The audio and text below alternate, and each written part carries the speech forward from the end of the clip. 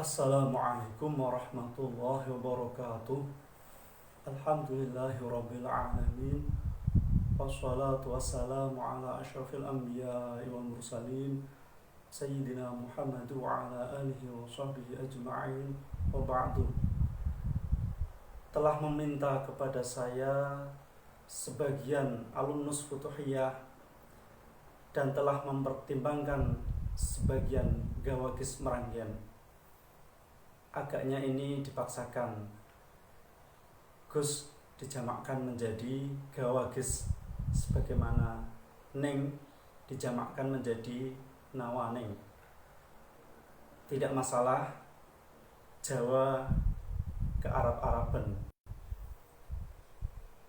Para gawagis ini adalah putra para masyayikh alias Al-Quyuh, jamak dari Kiyahi ala Jawa. Setelah saya mempertimbangkan dan mengistikharahkan, alhamdulillah ada jalan terang untuk memenuhi permintaan mereka dengan didasari istikharah dan musyawarah. Maka saya mengambil keputusan, insya Allah akan kita kaji bersama kitab tentang tafsir ayat ahkam. Jadi kita tidak sedang mendalami ayat-ayat cinta, apalagi ayat-ayat syaitan. Akan tetapi yang akan kita bahas, akan kita kaji secara mendalam, insya Allah adalah tentang ayat-ayat hukum yang terpetik dari Al-Quran. Ada banyak kitab tafsir ayat ahkam. Salah satunya saya ambil karya Syekh Muhammad Ali As-Sabuni. Jadi inilah yang akan kita kaji bersama. Sebelumnya mari kita hadiahkan Fatihah kepada para masyayikh dan para sesepuh kita semua. Ila hadratin Nabil Mustafa Sayyidina Muhammad sallallahu alaihi wasallam wa alihi wa ikhwanihi min anbiya'i wal mursalin wal awliya'i wal ulama'i syuhada'i salihin as-siddiqin, khususan Sayyidina Syekh Abdul Qadir Jilani radhiyallahu anhu, wa ila ruhi Syekh Muhammad Ali As-Sabuni wa masyayikhina khususan Syekh Muslih bin Abdul Rahman wa jami'i masyayikhina wa usulina wa furu'ina wa hawashina wa dhawil hubbil wajibati alaina wa kafatil muslimina wa muslimat wa li ridha'illah wa li syafa'ati rasulillah wa li qada'il hawaij wa husulil ma'mul syaulillahi lana wa lahum wa bibarakatil fatihah. A'udzu billahi minasyaitonir rajim. Bismillahirrahmanirrahim. Alhamdulillahi rabbil alamin. Arrahmanir rahim. Maliki yaumiddin. Iyyaka na'budu wa iyyaka nasta'in. Ihdinas shiratal mustaqim. Shiratal ladzina an'amta 'alaihim ghairil maghdubi 'alaihim waladdallin. Amin. Jadi kitab ini terdiri dari 2 jilid, disusun secara sistematis dengan metode yang modern, terambil dari kalam jagonya para ulama mufassirin, para ulama ahli ijtihad, para ulama ahli usul, ahli fikih, ahli lughah dan ahli-ahli yang lain. Jadi akan kita kaji bersama.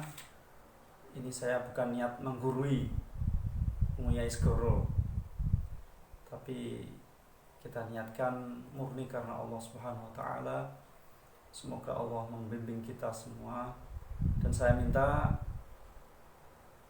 diperhatikan dengan seksama agar tidak gagal faham. Bisa kita buka mulai halaman 7. Bismillahirrahmanirrahim. Al-Muqaddimah. Jadi Kiai Musonef menyusun ini ibarat melihat intan, mutiara, dan permata yang bertaburan namun masih berserakan, sehingga beliau terbersit upaya untuk merangkainya dalam satu ikatan. Atau diibaratkan ada taman bunga yang beraneka warna, beraneka macam. Kemudian beliau memetik dan mengemas dalam satu vas bunga sehingga menarik hati dan memanjakan pandangan. Al-Muhadarah al-Ula.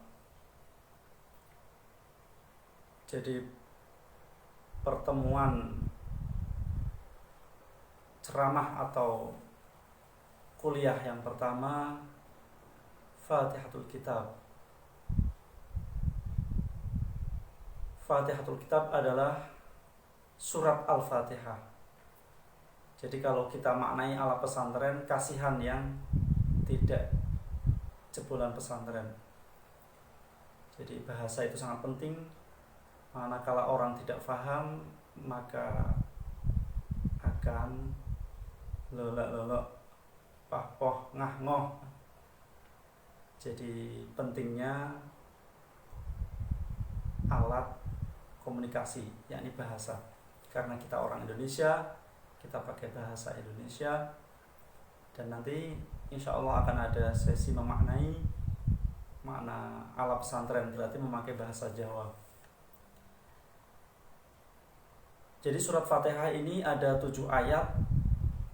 Ini ijma' ulama. Mengenai urutannya ada perbedaan pendapat.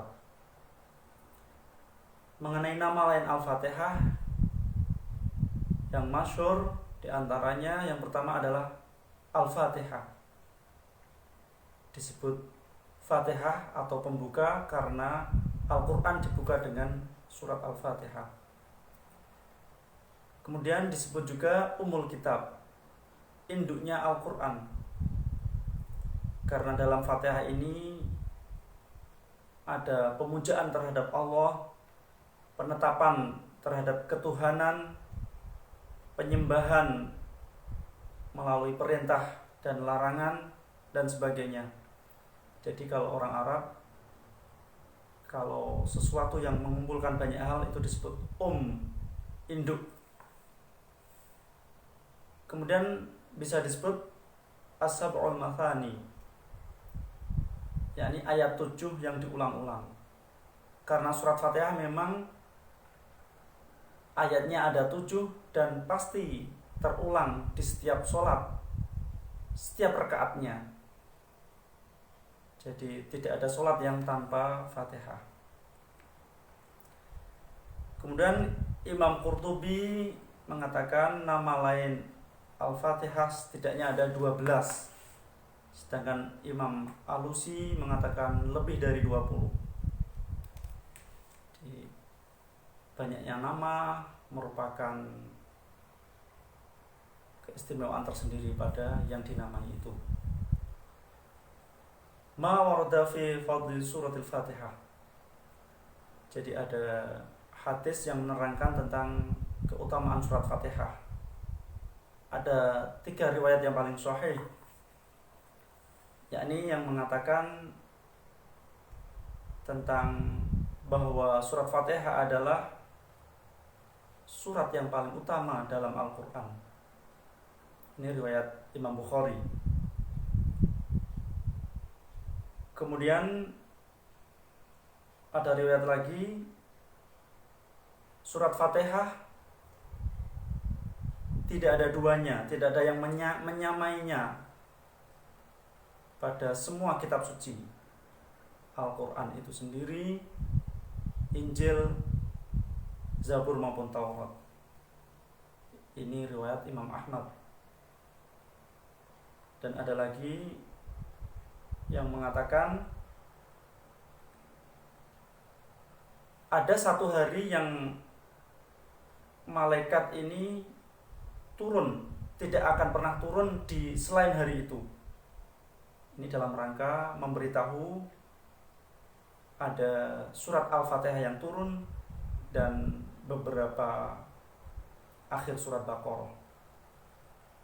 Mengenai riwayat-riwayat yang lain, ini ada yang sahih, ada yang dhaif. Dan tambah di sini ada pengingat, orang-orang yang membuat hadis palsu, mereka baik motif ekonomi, motif politik, atau hanya iseng belaka. Nah, ini harap dijauhi hadis-hadis palsu mereka. Kemudian tafsirul isti'adah. Jadi setiap membaca Al-Quran disunahkan untuk berlindung dari syaitan. Fa idza qara'tal Qur'an fasta'idz billahi minasyaitonir rajim. Jadi berlindung kepada syaitan berarti meminta keselamatan, mengungsi kepada Allah dari kejahatan syaitan, keburukan syaitan yang ar-rajim. Nah, aslinya dilempar atau dirajam dengan batu, atau dimaknai yang dilaknat atau yang ditolak dari rahmat Allah.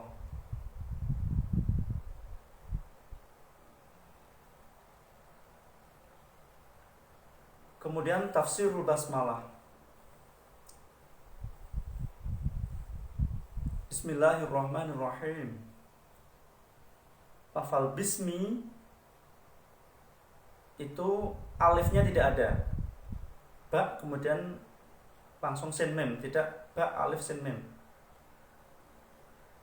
Kalau dalam Iqra bismi rabbik itu ada alifnya ya. Bismi ada ba alif sin mim. Dalam basmalah tidak ada alifnya pada lafal ismun karena kathratil isti'mal, saking banyaknya pengguna jadi sering ditulis sehingga tidak perlu ditulis karena merepotkan. Orang Arab tidak suka repot, tidak suka ribet, tidak suka yang sulit-sulit. Makanya banyak lafal-lafal yang disederhanakan, dimudahkan pelafalannya. Kemudian